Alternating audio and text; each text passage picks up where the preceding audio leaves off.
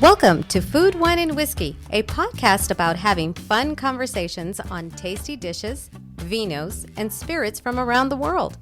Rob is your host. He is an avid home chef, WSET Level 2 award in wine, and a whiskey drinker and collector. Time to set the table. Here's Rob. Hey everyone, welcome back to another episode. And on this episode, I am giving you a little quick intro because unbeknownst to me, I accidentally, when recording this with Jeremy, hit the mute button on my microphone. And so the intro and welcoming Jeremy to the show was muted and not caught on audio. I apologize for that. We caught it very quickly. We were able to jump right into the conversation. So let's do that right now. Here we are with Jeremy Parzen. Fun conversation. Hope you enjoy the listen. That would be me. Thanks so much for having me, Rob. I'm excited to be here, and I'm so excited to be at Vin Santo. I wanted to say that. I wanted to give a big shout out to them. We're on site at their location, and I think it's a beautiful, great little wine bar, wine shop. I think it's your first time here. It's my maiden voyage, and I'm a huge fan of Ricardo. I'm a huge fan of Giorgio. Giorgio's in a Vin Italy Italian wine ambassador. I mean, these guys know. Yeah, I'm into Italian wine, and these guys know Italian wine really well. They're both Italian, and it's just not in my neighborhood. So and we're busy with our kids and travel and all that stuff for work. So I just hadn't been over here. It's a great space and very warm and. I gotta say, I mean, I've only been here for a couple minutes, but the pricing is very aggressive, which I really, I think that's wonderful because there's a lot of. I'm looking at we happen to be seated by the Italian section. Yeah. And you and I just kind of did a quick run through to pick a bottle for tonight. And we got a lovely bottle of Arnaz. I know the pricing really well on almost every wine. And I think Ricardo does a great job of striking a balance where he's making, he needs to make money. It's a business. Sure, keep the doors open. But my only regret is I live too far away from here. Yeah, and one of the things I enjoy is, I'm a big fan of Italian wines as well. Wines around the world, but specifically Italian wines. And, he carries or brings in wines that are somewhat unique, you don't find in the big box store, at the grocery store, or other places. So if you're into exploring and seeing what else is out there from the different regions in Italy, this is a great place to shop. I think from what and of course, even though I haven't been here, I'm very friendly with Ricardo and Giorgio Kaflish, again, who's, I think, one of the partners here. They've really struck a balance. This is a part of Houston where people are probably more in tune with California wines. They're probably more big red drinkers. It's just, Sure. Nothing, and there's nothing wrong with that. But it is that part of the city where you're not going to have someone walk in and say, "Oh my gosh, a Roero Arnaz for $30." Right. Great. Perfect for tonight. And I think they did it. I mean, from what Ricardo showed me, they've got New World wine on one side, Italian wine. So there's kind of the best of both realms. I'll say, not to make a bad pun. And to the point that they're both Italian, great. As far as the quantity that they carry of great quality Italian wines is there. But on the other side, they still represent France and Germany and.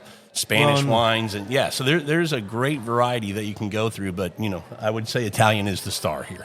It's a neat collection of wine. Yeah. I just browsed it really quickly, but immediately, I think we were all looking, and I said, well, we could drink that, we could drink that. It really came down to what was cold.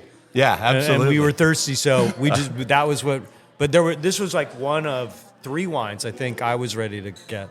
Yeah, absolutely. Well, I quickly said your name and introduced you, and some folks listening might know who you are and be tuning in because you're on the show, and I appreciate that.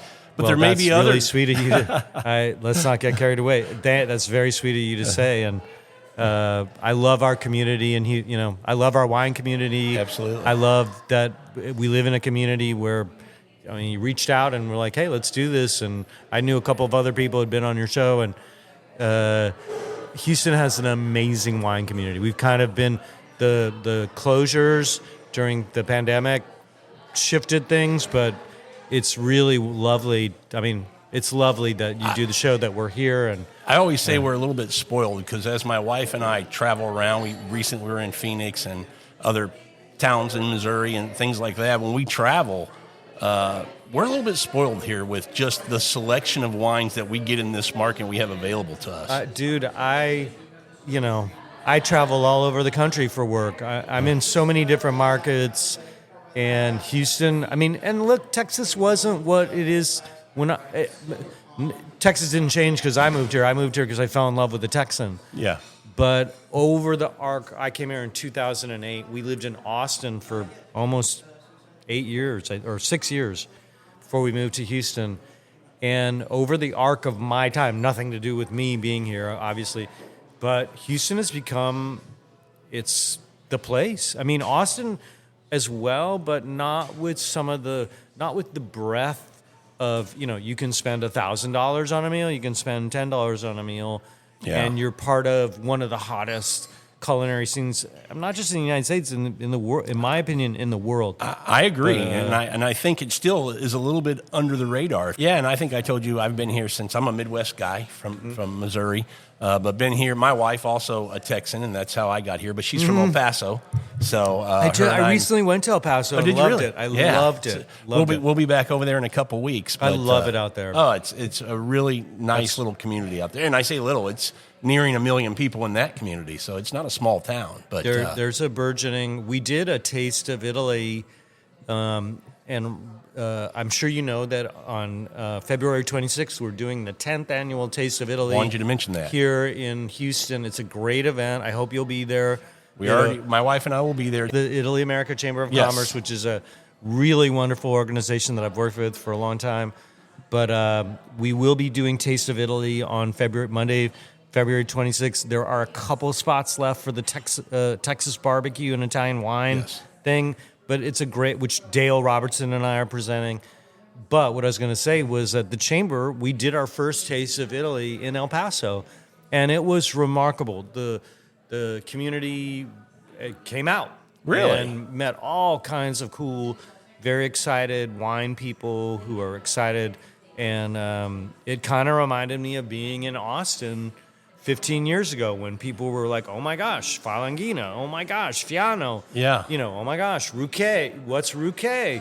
I needed, I got that excitement, that exhilaration that made me high at least. Well, I loved El Paso. Yeah, we have a very fond spot in our heart for it. My wife's mom still lives over there, and some of her other extended family, but we go over a few times. I even went to a great dive bar.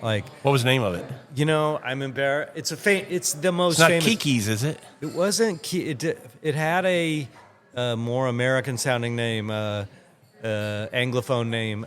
It was right. We stayed in that big fancy hotel, right. The one they just redid a few years ago. Yeah, it's downtown? like a couple of blocks from the border. I mean, we literally walked down and ate tacos. I wanted to go. I grew up in a border town. Yeah. So I know there's going to be good tacos for people who are coming through. So we walked down to walked the tube. It was great. We met the general consul of Mexico in El Paso, and I think it's in the works that we are going to do an event in Juarez. Oh, that would be great. I'm really looking forward to. I think that will be fantastic. Yeah, I'm gonna have to hit you up when we're done. I've been looking for a few wine bars in El Paso, and if you did a few things and you have some, when we get I know done, that we didn't get a chance. I mean, we did our event, and I headed to the dive bar afterwards. Yeah. We didn't get to dine out at all, except for kind of breakfast and tacos and stuff like that. But I met, and I know they do a really robust wine festival there. We met the organizers there. Right before the pandemic, my buddy Paolo Cantale and I went up and did an event in Tulsa, Oklahoma. Oh, wow. And we both wanted to see Tulsa, and it just blew me. El Paso reminded me of that. In these markets that aren't saturated, people are just so excited. It's one of the things I've been, talking about when I'm in front of a group of Italian wine professionals is, go to El Paso. Yeah. Go to Tulsa. Go to the Austins of 15 years ago. Yeah. Where people were, oh my gosh, you brought Falangina, you brought Ruquet. We want to, we'd like to know more about that. Or have never heard of it. or have never heard of it. Yeah. And El Paso is definitely I can't wait to get back there. Well, that's great. I didn't realize you'd done an event there, but that's awesome. Well, I want to give you an opportunity because, again, we've been chatting a little bit, and I mentioned who you are, but we haven't got into exactly what you do, where people can find you, where they can, subscribe to your newsletter, your blog, and things like that. Well, I really appreciate you having me on the show. And gosh, I've been writing about and talking about Italian wine for more than 20 years. I'm a classic failed PhD. I know. I've actually in recent years, especially, I've renewed my academic interest. But I realized medieval poetry didn't pay as well as writing about wine. I was living in New York in the late 90s, and a magazine called La Cucina Italiana, which is a very important magazine in Italy. It's like the National Geographic of Italian cuisine.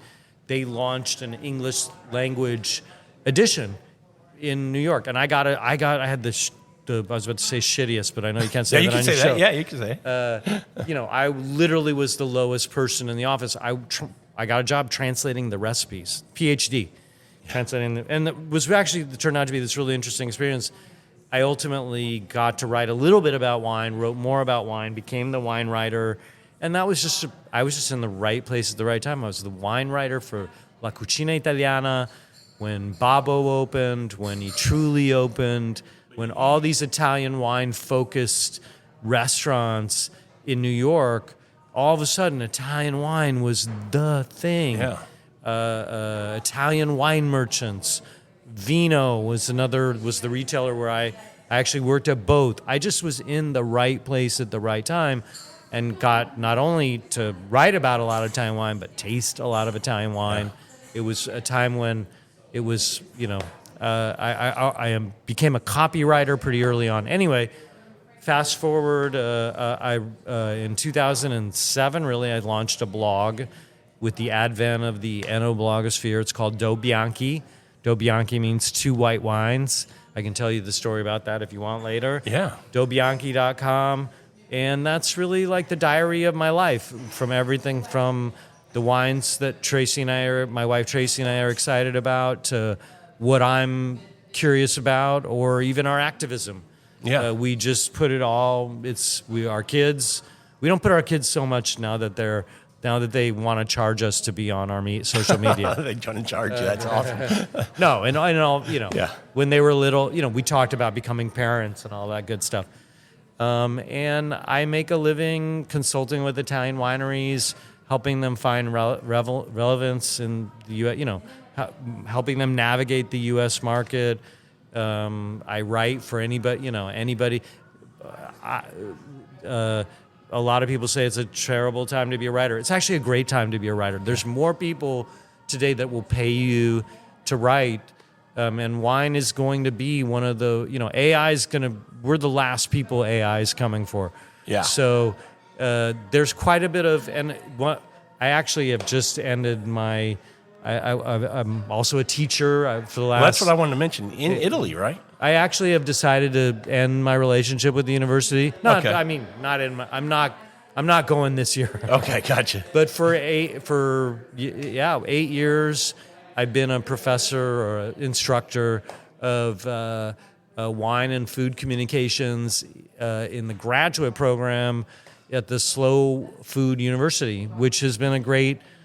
I'm just too busy this year. Yeah, I got you. And the dates didn't line up, and it's been a very interesting experience. My biggest lesson to my students has always been start a blog. Whether Instagram's a blog, write, express yourself, not just to find your voice, but to be your voice in a way that's out there. And the most rewarding thing about those 8 years that I taught there is that I mean, even today, I interacted with one of my ex-students That's who awesome. works as a communicator, at the Prosecco, at part of Taste of Italy on February 26th. I'm giving a Pinot Grigio talk. I'm giving a Prosecco talk. And the Prosecco talk is from the Prosecco DOC consortium. And the woman who reached out to me to share, after it was agreed that I would do it, to share the materials they want me to present, was my ex-student. And that's Really? just lovely. And she's in a capacity where writing, she writes social media, she writes. So it's a great time to be a writer.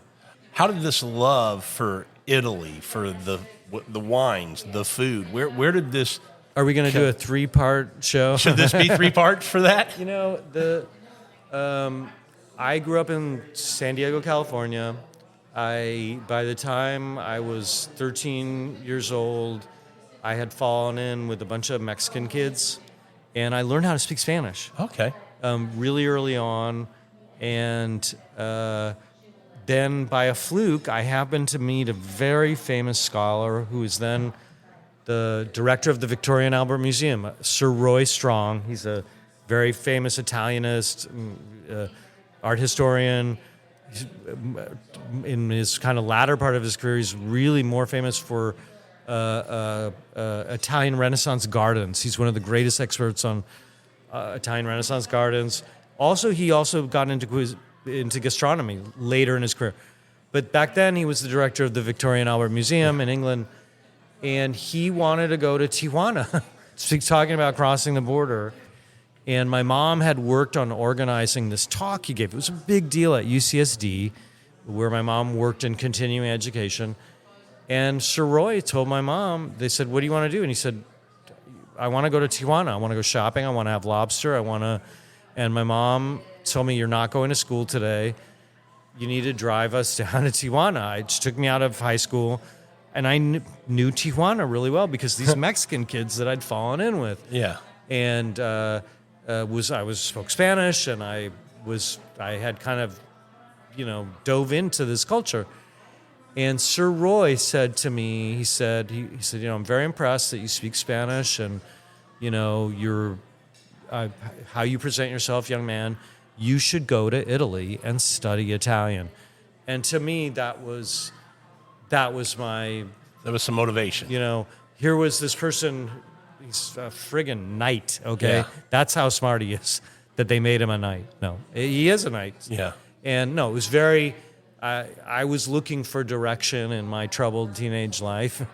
And so by the time I was a junior in college, I went on my junior year abroad in Italy and excelled in Italian, came back to UCLA, was offered a fellowship in Italian, went back to Italy, and essentially lived. And it really was in Italy that I went to UCLA. I got good grades, graduated with honors by my BA. But in Italy, academics kicked my ass. Really? And it excited me. I mean, it was a challenge. It was in Italian. I went from being that kid that streams through to being like having existential crisis. Like, I've never read Cato, I've never read Pliny. Like, I've never read Virgil, and I had a crisis, and I dove even deeper into it, and just to skip ahead, after I finished my doctorate, and I realized what I wasn't going to get the job I wanted with what I studied, I continued my academic interests, and I translated a Renaissance-era cookery book for University of California Press. In 2005, they published my Maestro Martino annotated critical apparatus, and it was this great moment, where my interest in gastronomy and my academic skills produced this thing that I'm very, very proud of. And absolutely. It's a wonderful, wonderful book. And that's when La Cucina Italiana set up shop. And so they asked my professor, "Do you know anybody who can translate a recipe?" And he said, "Do I?" No. I know a guy. And actually, the book I worked on that got me the Cucina Italiana gig was Artusi, not Martino. But regardless. That was how it kind of, and that, it paid better than academic publishing. And then I started getting copywriting gigs. Fernet Branca, my first copywriting gig was Fernet Branca. Really? And, I was like, wow, I was making a decent living for a 35-year-old guy living in New York, living in Brooklyn. And where does wine finally come in and you go, okay, wine's kind of my thing? I guess your listeners really wanted this like intimate look at the life of Jeremy. One day, the editors of the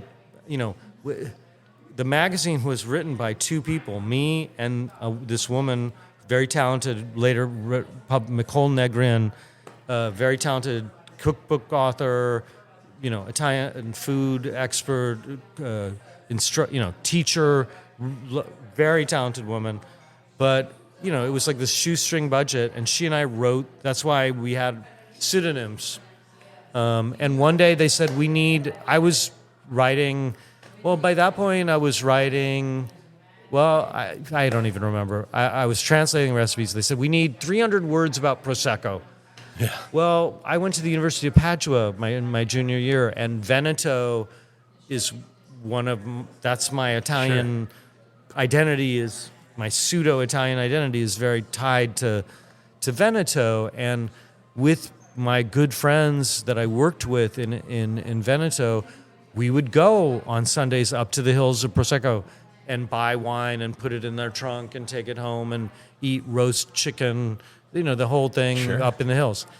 So the one wine I knew that was the only wine I knew anything about with any substance was Prosecco, because I'd literally been there and walked through those vineyards and talked to people. Yeah. And I called Primo Franco, the legacy owner of Nino Franco Prosecco.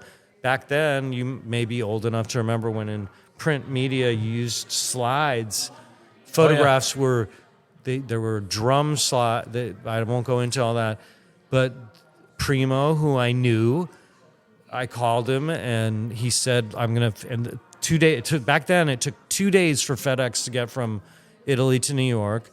And the next day I get this huge package with all these beautiful slides. Yeah. And the slides are huge. They're like 8 inches by 8 inches. You can't just, it's not, I'll send you a JPEG. Okay. This is the only way you could create print media. I worked at the tail end of print media, commercial print media, before the digital era. That's how old I am. And they were like, my goodness, I wrote an article of 3,000 words instead of 300 words for the front of the book. And they immediately went, cha-ching. We could be selling wine advertising. We could be selling restaurant advertising. And these folks said, do you want to be the wine writer? And I said, yeah, sure. I like to party, and I enjoyed wine. And what's it pay? They didn't pay me anymore, but it did give me, the thing that was neat about it was that,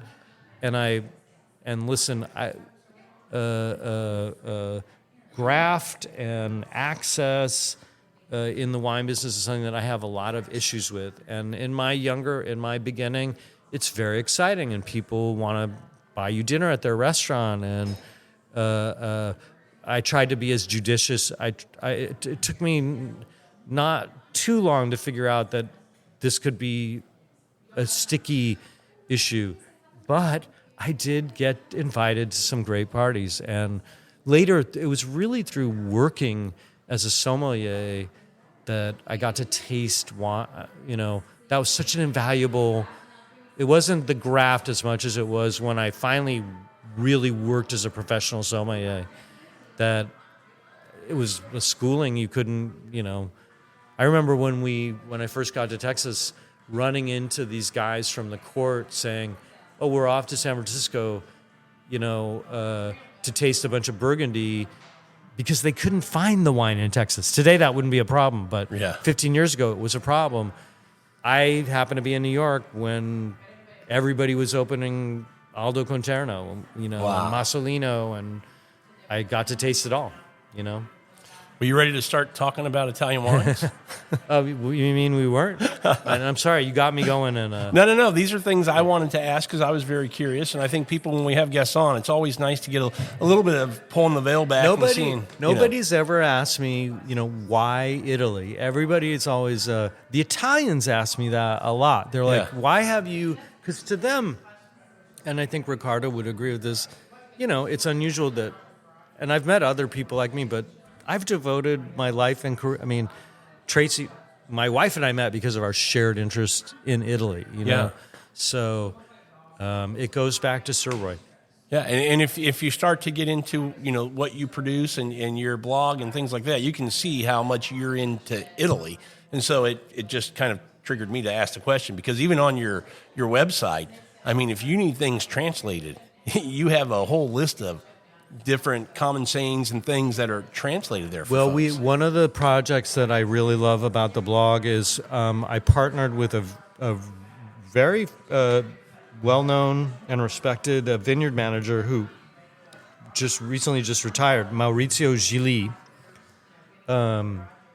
and he and I had already developed this Italian-English glossary.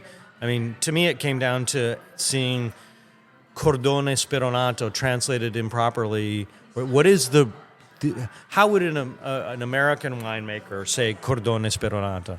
And the answer to that question is cordon. Oh, okay.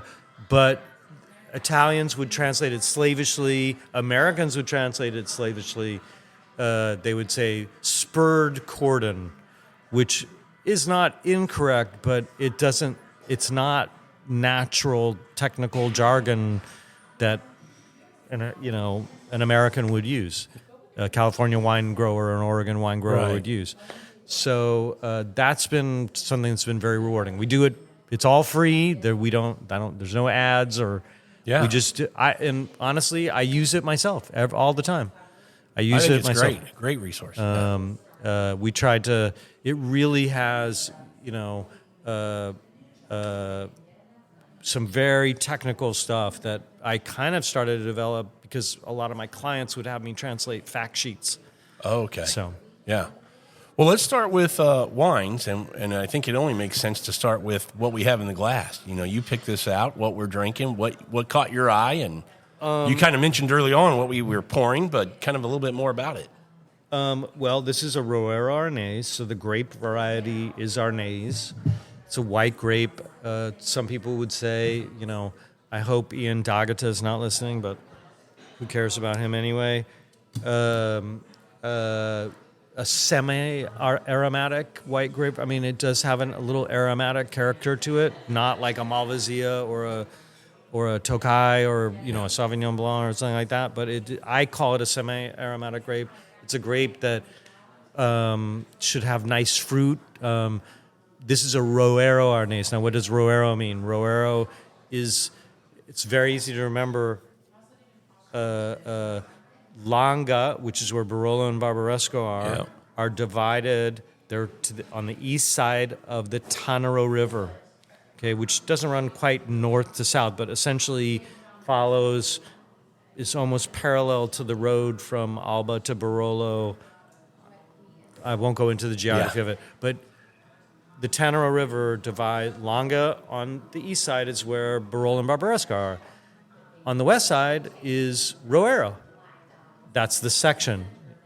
If we went farther east from Langa, we'd get to Monferrato. Anyway, Roero tends to have sandier soils, which is not entirely true because there's parts of Roero that have white limestone soils, just like Barolo. Okay. I was just on a property last year of some friends of mine who are technically Roero. So never judge a book. Those boundaries they're not sharp. But Roero is generally known for its sandier, looser soils on the west bank of the Tanaro River. You get Arnese that's very like fruit and bright. Yeah. The Piedmontese historically don't even drink this wine. This is Really? a wine that's really Piedmontese are red wine people. Okay. The generation of certainly the current generation's grandparents they drink only red wine. I mean, to them, white wine, if anything, they might drink a little Moscato d'Asti at breakfast, to sweeten their steamed milk, and the alcohol blows off. It's delicious with a little cookie. I mean, thing is perfect, and it doesn't have alcohol in it because you put it in the steamed milk, and with an instant, the very 6-7% alcohol in the Moscato d'Asti evaporates. Anyway, back to Arnaz. This grape, there's a lot of people who claim that they started growing in the 80s, and they did. It really was revived in the 2000s as more Americans were drinking white Italian wine. Americans love white wine. And, this is a more fruity, and this is called Terre del Ro. I'm not familiar with this producer. I bet it's a small cooperative, which in Piedmont is don't disdain cooperative wine, especially in Italy. We could do a show just about that. And I think it's delicious. It's bright, I think fresh. It's delicious. It's imported, looks by Elite Vines here. Okay, so Cornarea. So this is made by actually a very famous. It looks like this must be like a type of special label that they've made for a Houston-based importer, but it's Azienda Agricola Cornarea, which is like one of the greats of Roero Arnaz. I would say this one isn't as mineral. Like their flagship wine is going to be a little more austere than this. This is more on the like summertime, let's have fun kind of wine. Delicious fresh, wine. Clean. We drink. My blog is named Two White Wines. So, is this a difficult grape to find? We're seeing a lot more. I mean, I think we looked at four. The one we picked was just because he said this is the one I have on ice. There's people are drinking more white wine in Italy as well, but you really can find in a market like ours. Even here, we just saw 4. I'm sure if we went to Specs, we'd find 3 or 4. And the wines serve a really great. One of the things I love about Arnaz is that it's a great wine to pour for people who don't drink a lot of wine. If someone comes over to our house for dinner and it's not everybody's a wine person. It's bright, it's fresh, it's just so approachable. This is more of like a summertime by the pool, easy drinking. I love that. I think, and I hate to talk about price on your show, but I think it was $30, and that's like great. That's exactly what that should be. Yeah. My wife and I, it's 5:00. Let's go have a bottle of the Terre del Roero Arnaz, and before we deal with our nasty children. I doubt they're nasty. I do want to ask you. They're good kids. Talking about, just the world of wine and, climate change and how we're seeing this, affect different regions. And some of these regions being, some very high-end or well-thought-of, producing fabulous wines for a long period of time.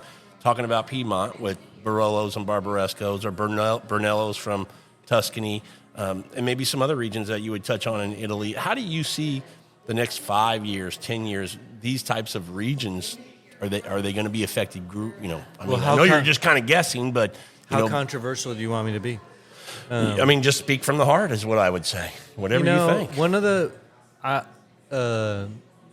believe that climate change is happening. Sure. I believe we've got to do something about it.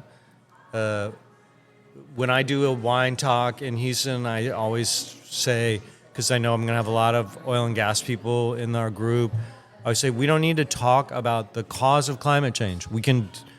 I probably don't agree with you. Yeah. You probably don't agree with me, but that's not what we're talking about. What we're talking about is it's changing. Sure. And whatever the cause is, whether it's cyclical, whether it's human-made, it doesn't matter. Yeah. We've got to do something about it because it's a problem. And there's, most people would concede that human action has something to do with it. But Sure. We don't need to talk about that at all. If you're a winemaker, if you're a grape grower, And winemakers are not a liberal bunch of people. They're terroirists. Yeah. They're farmers. They're farmers. They're conservative. They're. I mean, if people only knew the politics of all the hipster groovy wines that they, that's where I shut my mouth because that's not my place to talk about. You gotta, get really drunk for that. You want me to get another bottle? we're doing pretty good on this one still. These are not a liberal bunch of people, but they will tell you, I picked the grapes much earlier than my grandparents did. They will tell you, I'm having a much higher occurrence of Peronospora, powdery mildew, Abruzzo lost. The official story from the consortium, even though a lot of people have tampered that down a little bit, is that they lost 90% of their crop to Peronospora last vintage. 2023. And that's because they had never experienced so many consecutive days of rain, because what's happening, and this is kind of in general for Italy and southern France, is that the amount of rain is generally the same, but it's in a more concentrated time period, and it's more intense. Yeah. And that's exactly what happened in Abruzzo, and they were caught with their pants down. The irony is that, here's the controversial part that people will surprise, because I'm very progressive in my view of the world, is that despite climate change and the havoc it's causing on Italian wine, there's so much surplus wine Lamberto Frescobaldi. Frescobaldi is a name that's, I'm sure, not unknown to some of your listeners. Yeah. Frescobaldi, Castel Gioconda, Sure. How many iconic wineries. He said, maybe, he and I don't align on much, but he made a really good point. He said, maybe climate change is kind of also telling us we need to make less wine. Yeah. And there's a point there, because even with this part of the crisis of Italian wine is the wine lake of wine that's going to be distilled, and wineries that can't sustain themselves, that are flooding the market with cheap wine. And that's something that I've read a few articles on, is that consumption of wine is going down, but the quality of wine that you're drinking is actually going up. So people are paying more for a better product, but just not drinking as much of it. And the industry, in terms of achieving its sustainability for everyone, has to make less. Sure. Sure. And how do you see, because you hear some people talk about, the effects of what's happening with climate change, that, in some areas it's bad, and they really have to, to your point about Abruzzo, learn to adjust and make these kind of adjustments and changes so they don't have a 90% loss. But then you hear the other side of that, where some other regions are going to possibly benefit from getting a little warmer, or getting a little, cooler, or maybe a little more rain. One of the things that a lot of people don't realize about climate change and organic farming is that organic farming, by the way, organic farming allows the use of spraying of copper and sulfur on the vines, on the fruit that is going to go into your wine. And not so much the sulfur isn't such a problem as the copper. Yeah. And people don't realize that organic grape farming causes the land around the vineyard to become fallow, to become unarable, to become ungrazable, pasturable. It's dead. You can't let Somewhat. cows eat the grass there. You can't grow food for human consumption there because there's so much copper in the water table. It's a toxic, it's cancer, it's a metal. Yeah. Okay? And it's a huge problem. The European Union has come down extremely hard on Italy and France. The problem is in southern France and in northern Italy, where these weather events are causing them.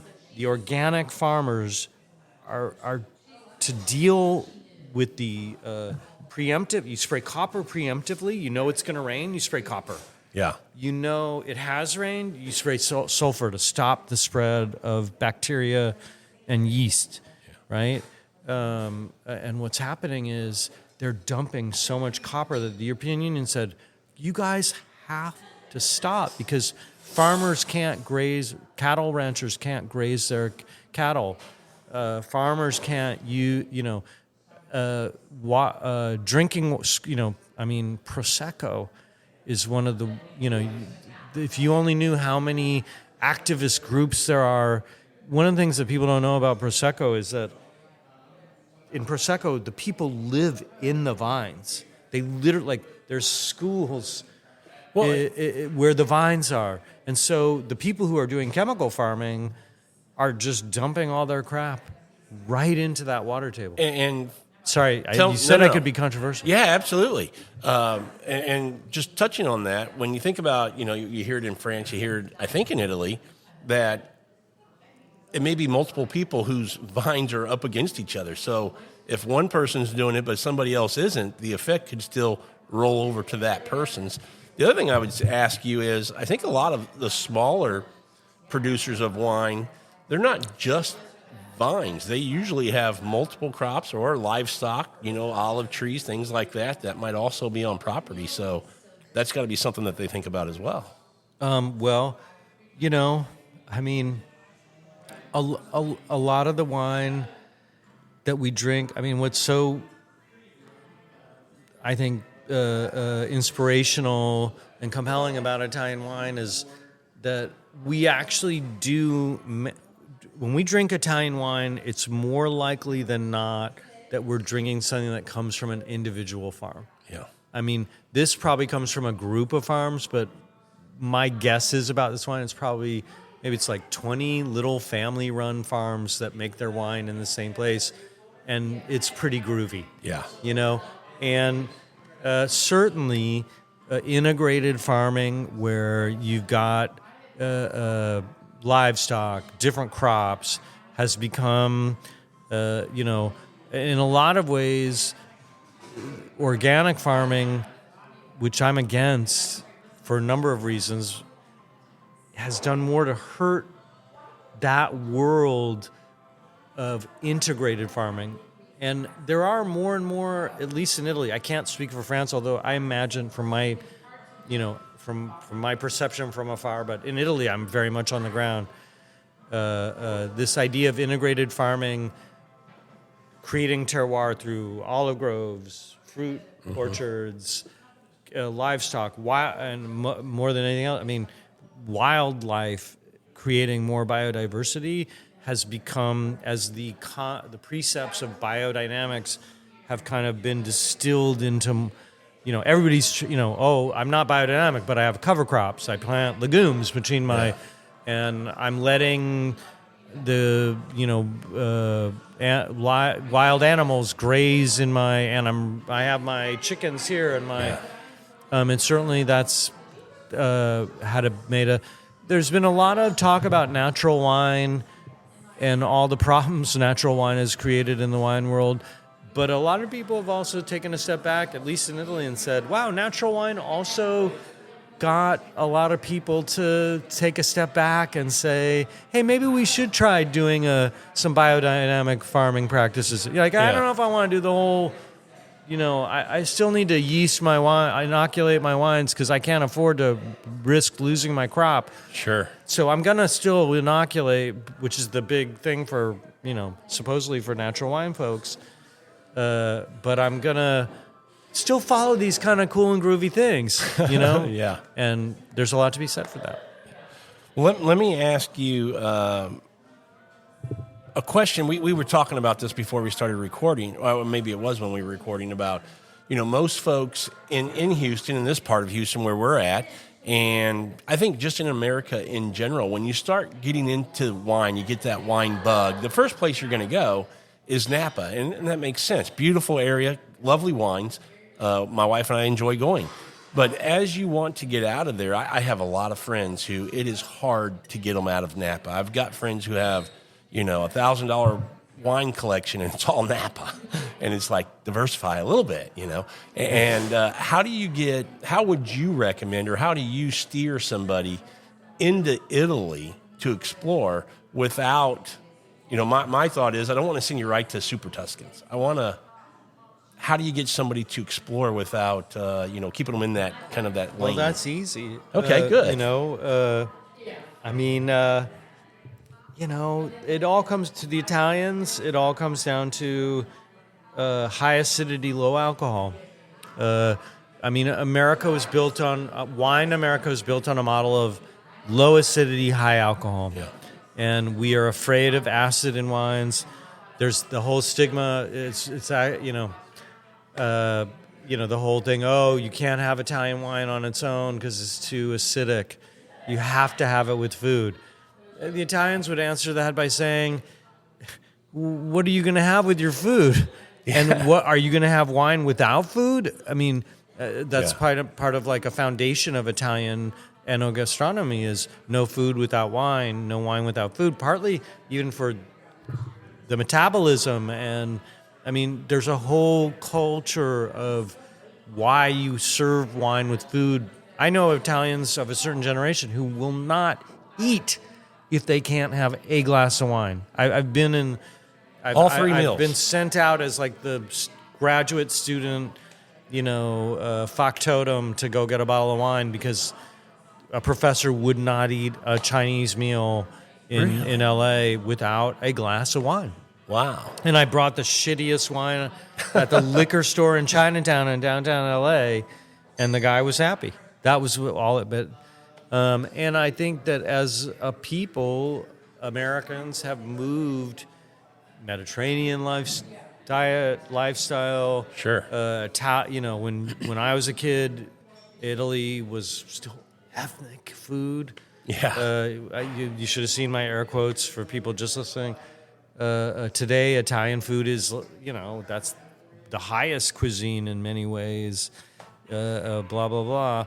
So I think that's you know, food is kind of the answer. You know, we've adopted a much more holistic approach to food, and wine is part of that. Yeah, I agree with you. I will tell you, my wife and I absolutely love old world wines, and you know, Italy is one of our favorite places to have wine.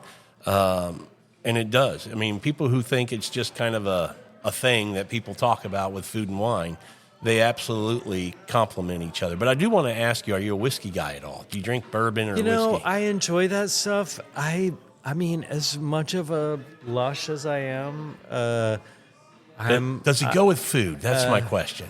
I have this conversation with some whiskey guys, and my answer is no.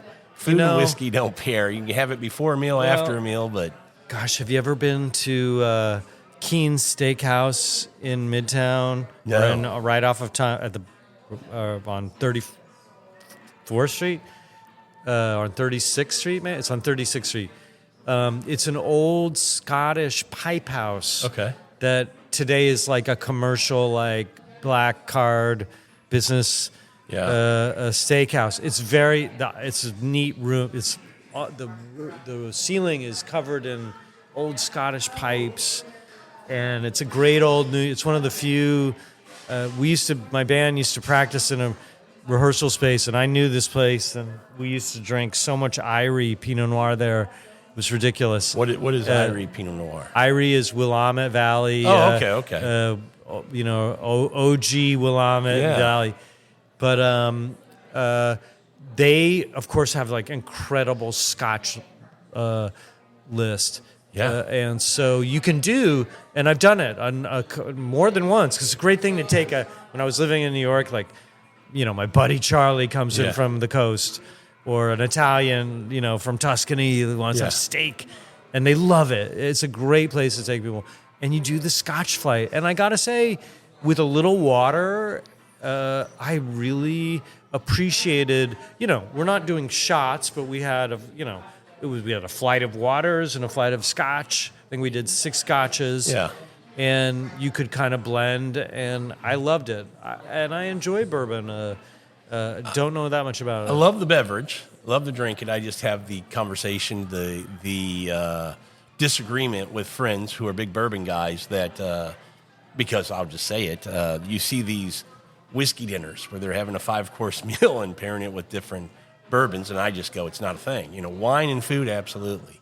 Bourbon as I'm prepping and cooking, but bourbon after a meal with a cigar, maybe. But, I think that if you maybe and I I'm were in wrong. New York, and our wives would actually, Tracy would, I bet our wives would like it too. But if we were all in New York and said, hey, let's go to Keen's, but that's probably the only time I would. that's do what it. I mean. Yeah. It can be. You can find exceptions to every rule, but that's not. I enjoy bourbon. It's the one at our house. I pair bourbon with sweets. It's kind of like the end of my night, and I little just dessert, want a little creme brulee, something warm. Yeah. And that's when I will go for a sweet thing. I'm with you. Absolutely.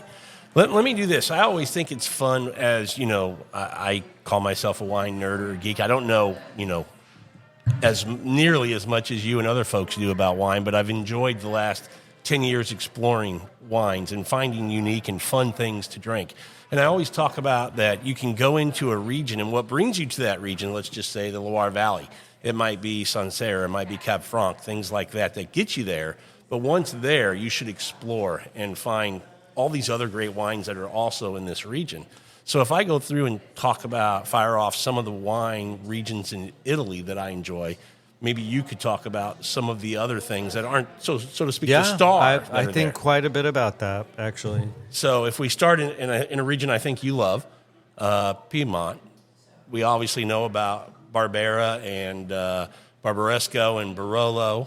But if you had to name a few other wines that you think if people are listening should try out of that region, what would they be? Well, there's Piedmont makes killer wine. I mean, I think Alta Longa is going to be very, very exciting. I've tasted some incredible. It's classic method, and it's whereas Franciacorta is Chardonnay focus, and I can tell you, I can whip off my 5 favorite Franciacorta. I mean, there's great wine there too, but I think the Pinot Noir that's coming out of Alta Longa, really, and that people are, they've started to release some wines, and I think we're gonna see a lot more of that, and I think the wines are very good. I think a lot of people are interested in Alta Longa. Nizza, I'm working with a Nizza producer that I love. That Luca da Toma, a Tuscan winemaker, is making wines. Nizza historically has always been the greatest subzone for Barbera. Okay. Barbera from Monferrato, not Barbera d'Alba. And there's a lot of people investing. I am hooked up with a winery that has invested a lot of money in doing a biodynamic project.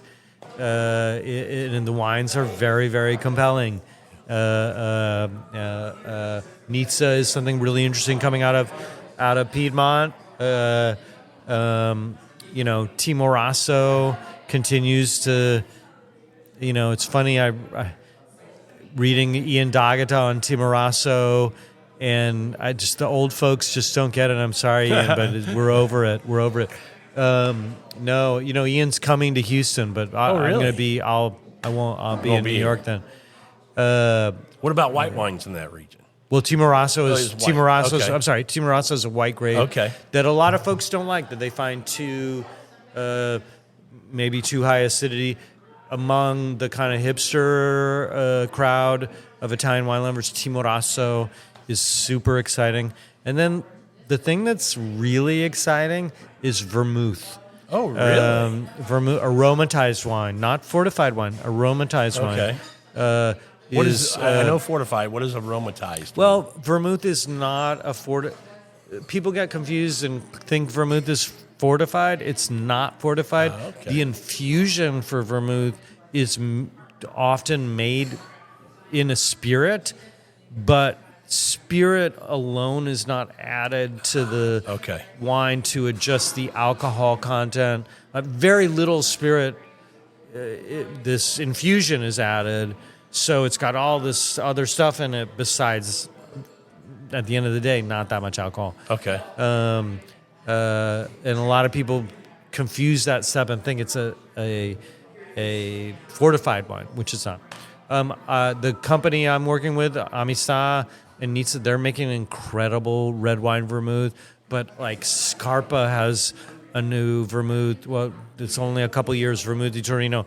Elena from Luca and Elena, formerly of Vieti, the Curados, they have a vermouth that's made from Nebbiolo and Arnese, which I've seen a lot of people are really excited about. I'm hearing a lot of people in the Italian wine industry are talking about vermouth as something they're excited about, and that'd be a whole nother conversation. But what I think we're going to see a lot more vermouth di Torino coming. What is that? Well, Torino is the capital of Piedmont. Okay. It's a beautiful 19th century, was the original capital of Italy, industrial city, Fiat, the as they would say, automotive industry, the automobile industry, rich city, really interesting city. I've been spending a lot of time there because of Amistad.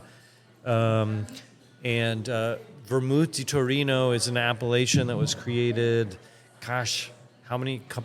3 or 4 years ago, maybe a little, probably, I'm sure a little longer than that, but we started to see the early ones. And the thing that sets Vermouth di Torino apart is that it has to be made with Piedmont fruit. Most vermouth is not made with grapes from Piedmont. It's made from grapes, at least Italian vermouth. There's also some other stylistic things to make it because Torino is where vermouth was born. Yeah. So that's an interesting marketing idea, but it's also made this new interest in getting high quality. The vermouth that I work with is about to be it's the next vintage of it, as it were, it'll be upgraded to a Vermouth di Torino. Oh wow! I mean, it's interesting. That's pretty cool and pretty exciting. The stuff is good. The one I work with is fantastic. I've tasted Elena's. I think it's called Elena. It's delicious. I mean, these are compelling. Historically, vermouth was made from shitty wine because you aromatized it, so you didn't care about. Today, people are saying, let's start, kind of like Barolo Chinato. Barolo Chinato is no longer the only aromatized red wine in Italy that's made from top fruit, Yeah. Those are my Piedmont. Okay. Timorasso's a little passé, but I still believe in Timorasso's having a lot of potential. Veneto, obviously, you talked already about your experience and knowledge of Prosecco. I think a lot of people who hear Prosecco just think inexpensive mimosa. Are there some, mid-level, high-level worth buying and drinking on their own Proseccos? There are, to me, the most interesting wines that come out of Prosecco, and I shouldn't be saying this because I'm about to get paid to do a Prosecco event, but the Col Fondo movement, where with these dirty wine, Italians call those wines the vino sporco, because undisgorged wines. That's called so the vino vino sporco. Is still in there. Well, not live yeast, but the sediment that's created, which isn't just yeast, but all these byproducts of fermentation. And the one that everybody knows is Ca de Zago. But there's that kind of style of Prosecco Col Fondo that's very clean and very done with a deft hand. It's hard to make that wine. When you talk to winemakers, a classic method winemaker has a lot more tools at his or her disposal. With a Col Fondo style of wine, you get one shot. You put a handful of sugar into a wine, and then you're done. Then the rest is what happens. Yeah, let it go. You don't get to cheat at the end and say, okay, we can adjust this to make it, or we can blend, or we can, that's what the beauty of champagne is. You can blend multiple vintages. This whole idea of you have all this whole palette with Col Fondo wine. You just boom. So winemaker has some skill. And I was. I've tasted, a lot of people are starting to not pay attention in a commercial way, but I've been around some cool winemakers who are like, yeah, I like, it's 11 o'clock and we're having a slice of prosciutto while we take a break from this, technical tasting we're doing. Yeah. And they broke out a Prosecco col fondo. And I was like, this is great. It's salty, it's fresh, it's low alcohol. Those are the wines that I think are the most Gregoletti, Verdizio, col fondo which is not even made from Glera. It's not even a Prosecco, but it's Glera being the grape. It's made from what? He makes a Verdizio col fondo that I think is like brilliant, and I think that's probably like that's a wine that you can even find through a major distributor. You know. Very cool. Okay, what else in the Veneto? Because we think about Amarone. Well, Veneto, I mean, I think that Valpolicella is one of the most underrated. I mean, Soave, to me, one of our favorites. We drink a lot of Soave. I would say, if you like Soave, Gambellara. There are so many. Gambellara is the Roero to, but Gambellara has some incredible properties in it. I've been to many of them. Sure. And when I can find Gambellara, I'm so excited to drink Gambellara. Valpolicella, I mean, my goodness, like, I love Valpolicella. I love it. I don't understand why there's such a prejudice against it. Americans should love it. It's got a ton of alcohol in it. It's got the wines are always pretty hot, and the really good ones are really balanced. But alcohol is part of the focus there. What about a dessert wine from that region? Because it's one of my favorites. Man, when I'm in Veneto, last time I had a real a wine meal in Veneto. We were actually at like a tourist restaurant in Verona because my brother and his wife wanted to eat at 6:30. I'm like, dude, you can't. So we went to a tourist restaurant, and it was fine. I mean, it was a good solution for me too. But I knew they would have some Recioto di Soave. Yes. And those wines to me are that's like my jam. Like I'm not even into sweet. I'm not into sweet wine, but when you can find Recioto di Soave, there is no commercial Recioto di Soave. Like it's kind of like Piccoli in Friuli, where only like a very impassioned winemaker is gonna deal with a wine like that. Yeah, and they're extraordinary. Yeah. Absolutely. I've had the Quintarelli Recioto di Soave. It's a reclassified Recioto. It's incredible. I've had old vintages, but that day with my brother and his wife and their one son of their two sons, we just got. I don't even remember the producer. It was I mean, if they have it, it's going to be delicious. Yeah, and there's it's a white wine made from. It's a dried grape white wine, sweet white wine. Very, very good. Garganega. I mean. It's one of my favorites. So we'll jump to the region that everybody, I think, besides Piedmont, thinks of when they think Italian wine, which is Tuscany. And I think what draws you there is obviously Chianti Classicos and Reservas, Brunellos, Super Tuscans. But the region has a lot of other really good wines. Yeah, I mean, Tuscany makes really great wine. I mean, the thing that's new about Tuscany is old. I mean, Chianti Classico is having this, and Chianti in general is having this major renaissance. Eric Asimov just did a piece about young women who are taking over family legacies. He could have just been, I know there were a couple of Chianti producers in there, but there's one thing that's happened in Italy that a lot of people don't know about is that the financial crisis, then COVID, a lot of kids that went, it's not a great time to be a young person in Italy. It's not. Yeah. And a lot of people have come back and said, I have a degree from the Bocconi. I worked in finance in London. I hated it.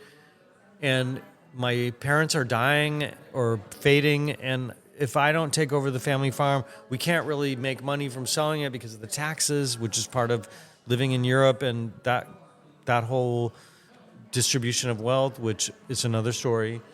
So they come back and take over the family farm. And Eric did this great piece about women. I'm about to write a piece about Chiara Pepe, who is a really interesting. I just met with. There's a lot of young people taking over. Chianti Classico, seeing a lot of these kind of really smart people coming back, who said, you know what, I'm going to take over the family farm. Ricasoli, who is the great institution of Chianti Classico, who is such a heroic story, and Francesco Ricasoli is. People don't even know what a hero, what an Italian. Yeah. I've never even written the story because he is so noble in his heart, not just his coat of arms. Yeah. And Francesco, I know you're listening, but he's done so much to protect the legacy of Chianti with his own work, and the wines he's making now are ridiculously good. His single vineyard. Everything's all 100% Sangiovese. The wines are his Colle di La. So in a lot of ways, what's interesting to me about Tuscany is old. Yeah.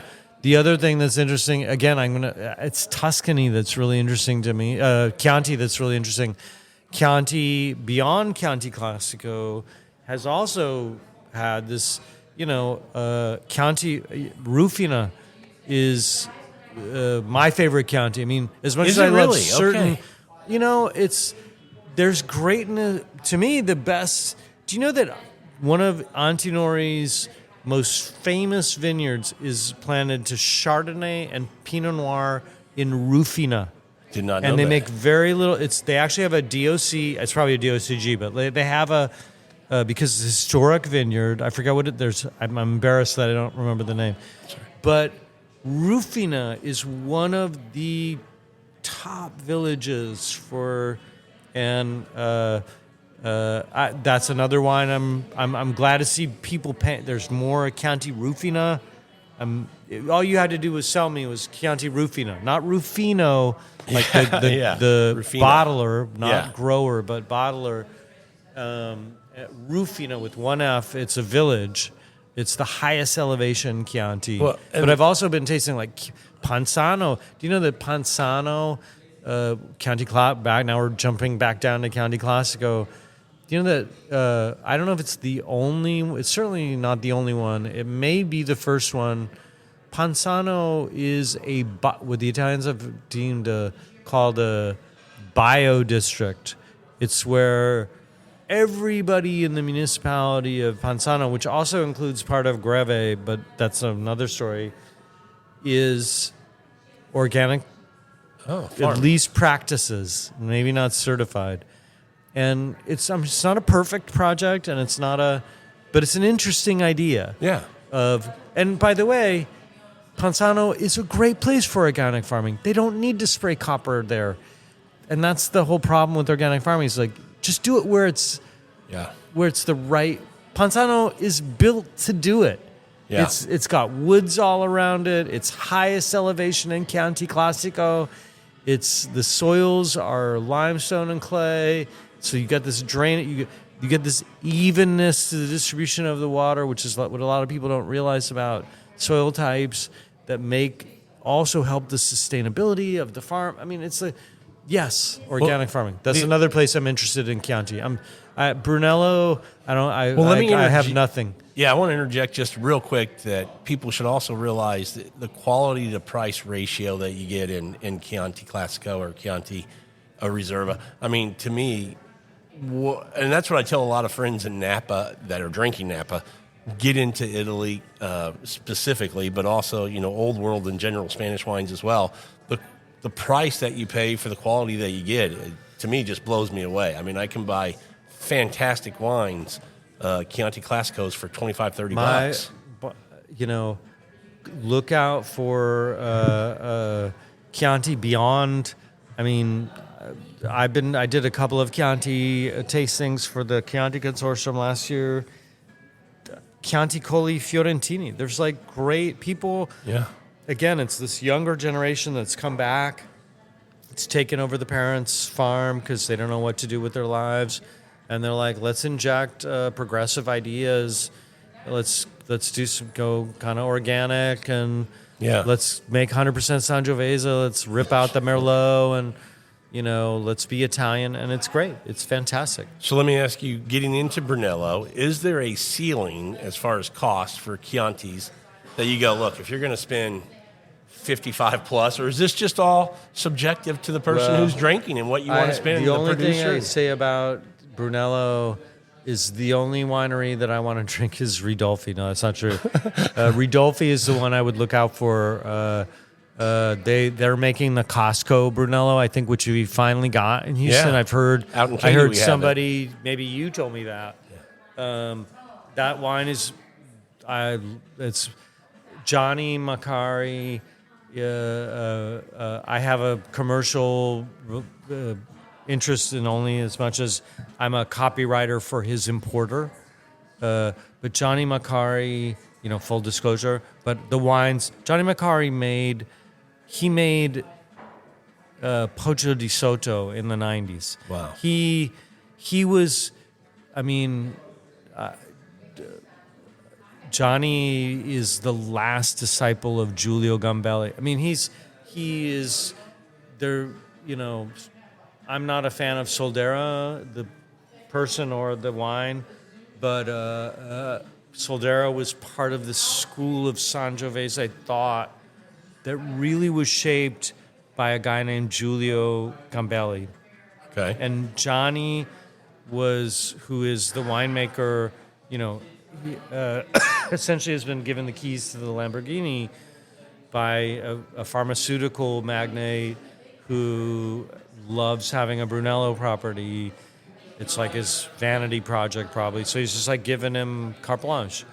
And the really interesting, the guy's a great winemaker. When you hang out, the one time I got to hang out with him, he's all about wood types. He's really into Hungarian wood, but he'll and Soldero is famous for doing this too. And this was like Giulio Gambelli's whole thing of blending casks. Yeah. And it's more nuanced than I don't make wine, but it's very interesting.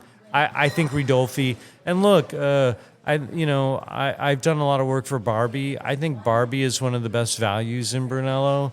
I really do. Yeah. People don't give them. And then there's, what have I tasted? San Polo recently, but the wines are so expensive, but they're very good. What is the winery I want to say? What is it? Is it Salvini is one of the old school producers. Fortezza is one of the old school producers that I think's really, really good. Colle Mattoni is kind of more on the Cervaiona modern side, but I like the wines a lot, and the properties were really, really great. I'm not excited about Brunello. The only guy I'm really excited about is Ridolfi because Johnny Macari I happened to work at a place where I got to taste all the Poggio di Sotto wines in the 90s, and like the 92 reclat when they didn't make a Brunello and all the fruit went into their Rosso di Montalcino.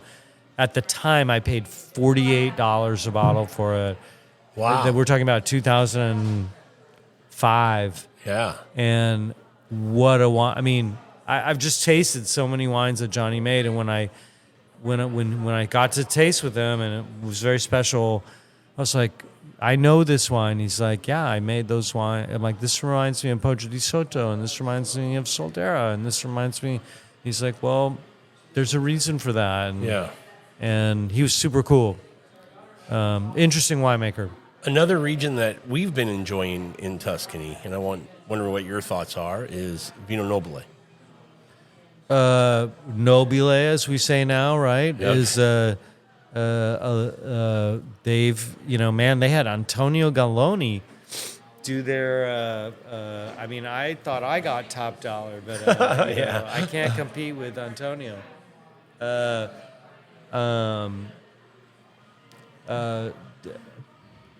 You know, what's the winery that it's actually owned by an Israeli guy? What is it? Salcetto, the one that I like so much. I haven't tasted a lot of Vino Nobile recently. There are there's every same kind of thing. Go back to Sangiovese, go back to old school large cask. I've just heard with from make analog wine with digital ears. There you go. That's what a recording and audio guy would say. We make audio, analog sounding records with digital ears, which is the neat thing about the wine industry right now. Well, the thing I've heard from a few people recently was just the quality out of Vino Nobile. It seems like the winemakers are paying more attention and really elevating what they're trying to produce more than they had. I haven't paid a lot of attention to it in recent years. There's a lot of great stuff. I mean, and why not? Well, let's go to another region that my wife and I have been really enjoying, which is Abruzzo, which I think you're big on. I just came back from Italy where we I signed a contract to be the official ambassador for Abruzzo in the United States this year, which I'm really excited about. Yeah.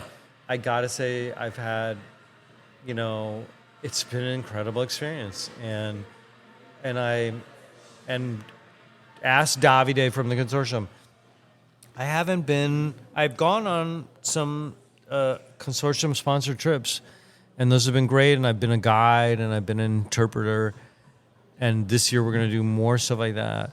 But I've just been going and renting a car and driving around Abruzzo, and it blows my mind. The food I've eaten, the people I've talked to. I mean, right now, I just posted today on my blog about Masciarelli. Yeah. And I think that with everyone, on this last trip I just did, I literally was there a week ago or 2 weeks ago. I went to Masciarelli, I went to Pepe, and I went to Illuminati. And I think there's a lot of misconceptions about Abruzzo. I think that we focus on one or two places without what's around that place. And that's kind of my mission and the other mission is like Abruzzo needs us right now. They had a really shitty year last year.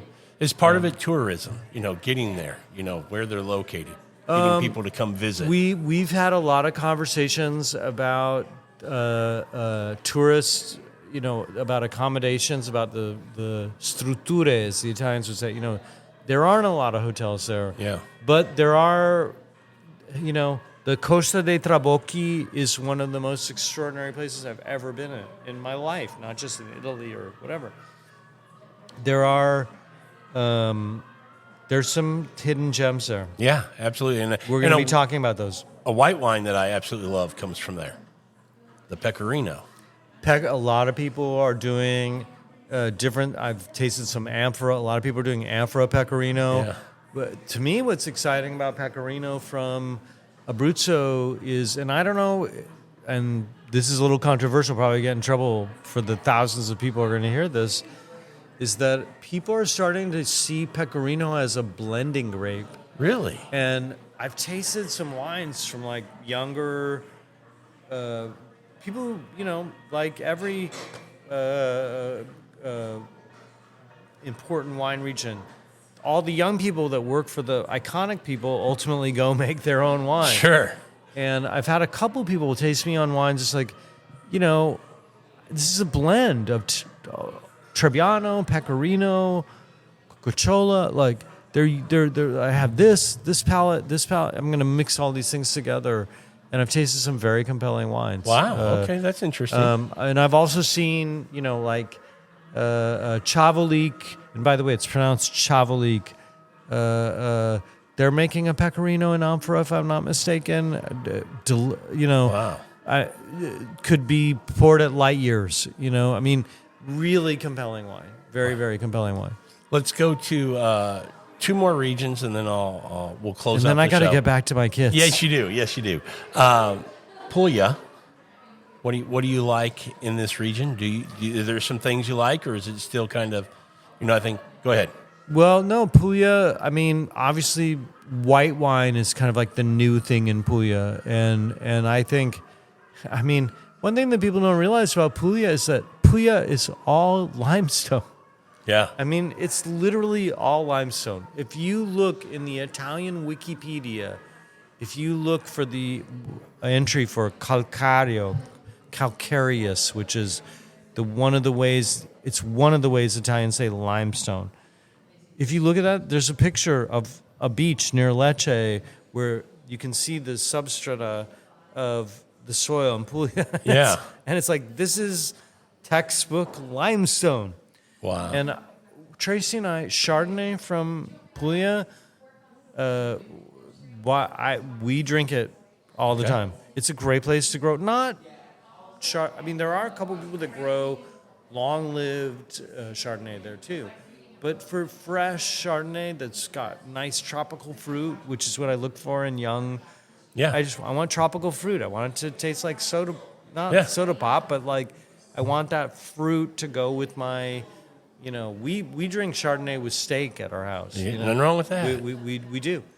We love that, especially young. We drink a lot of Santa Barbara Chardonnay, and so that's Santa kind of Barbara that Chardonnay. style of like, rich fruit Chardonnay is exciting to me. I wish people would get more excited. I mean, about Primitivo from Manduria. That's what I was going to mention. Which is it's the traditional wine of Puglia, really, but it also kind of like Amarone, Valpolicella in general, high alcohol, rich, fruity, and the wines are very alcoholic, but they're balanced. They've got this acidity, like they're so good. Yeah, it's and I would say the same things about a great Amarone. And they make wines like that, and they're a lot more affordable than the Amarone that I want to, Sure. I drink at my house. We drink a lot of Valpolicella. I'm a Venetophile. Love that wine, yeah.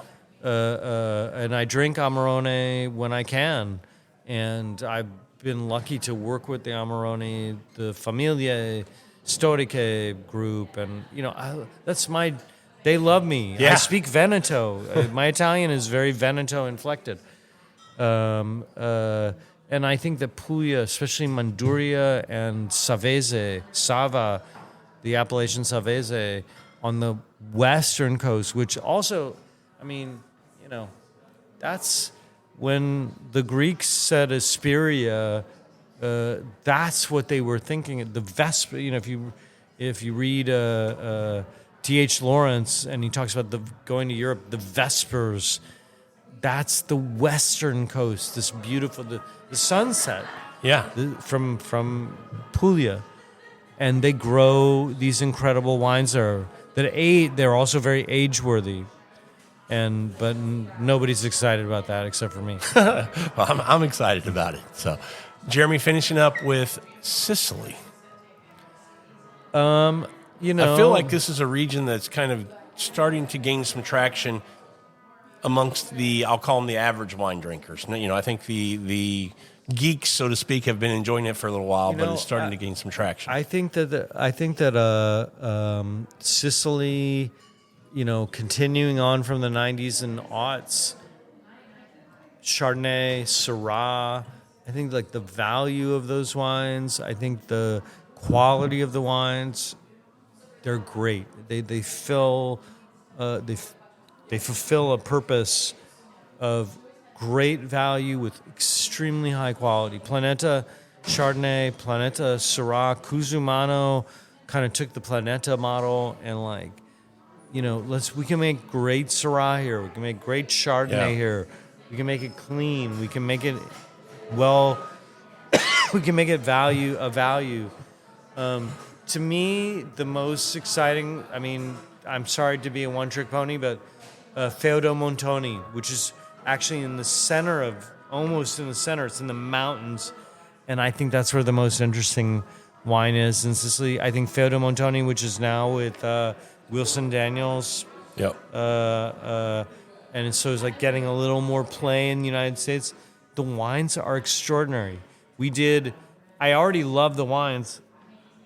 During the pandemic closures, when I was doing a bunch of virtual wine dinners, we did a couple of wine dinners with them. And it was like watching a frigging Merchant Ivory movie. Like it was so romantic. Yeah. She's American. She's a chef from New York. I mean, they saw a friggin' double rainbow on the day they met at the. I mean, it's like this whole thing. But the wines are extraordinary. And the couple is really apropos. Integrated farming. Their whole concept is, and I'm sorry I got to go. It is kind of time for me to go. No, absolutely. We're going to close it out. But the most interesting thing that I'm like in general from Europe is monoculture, polyculture versus monoculture. I think that, and this guy, Fabio Cirecci, I think his name is, if I'm not mistaken, Melissa is his wife. It's this whole concept of returning to polyculture where you plant. This goes back to what you brought up earlier. Sure. Integrated farming.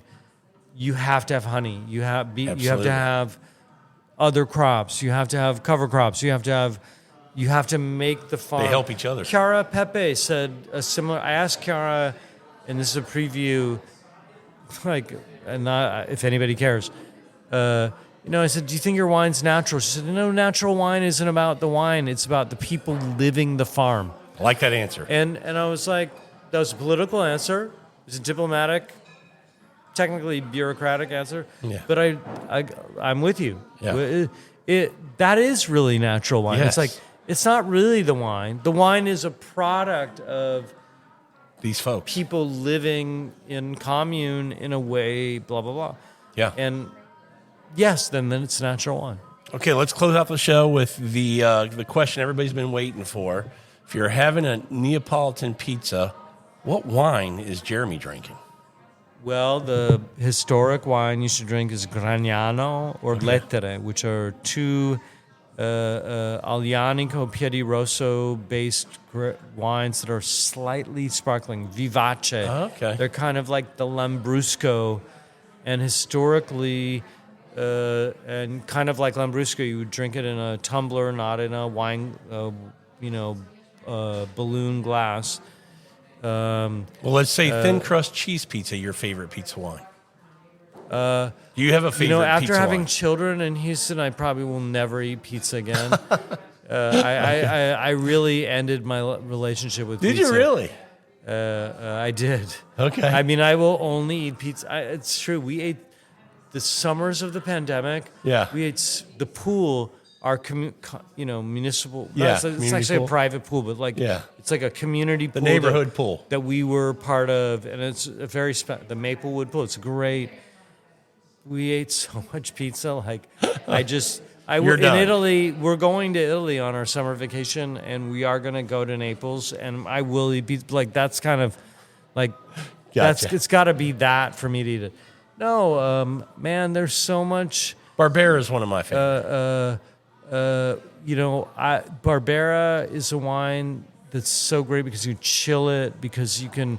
It's even though it's got a lot of acidity. Yeah. It's one of my favorite wines to pour for people who aren't wine people, because there's something about Barbera that the fruit, and especially if you get it, and yes, pizza. I mean, dude, Italians drink beer with pizza. Yeah. And that when I am in Italy and I love I will get that great pizza in Italy. I'm gonna have a beer. Nice. I'm not gonna beer. drink wine. Big tall one. I like Lambrusco. I like Gragnano and Lettere as like if I'm at Castell in New York, and Tracy and I are taking the girls to Ischia off of the coast of Naples, where Tracy lived and worked when she lived in Italy. So there's going to be a lot of pizza that's the kind of pizza Coming soon. So maybe I'll get back to you on that. Okay, perfect. Well, Jeremy, thanks so much for coming on tonight. Really appreciate it. My pleasure. Thank you for having me. Enjoyed the conversation. Thanks, everybody, for listening to this episode of Food, Wine, and Whiskey. And until our next episode, enjoy your next pour.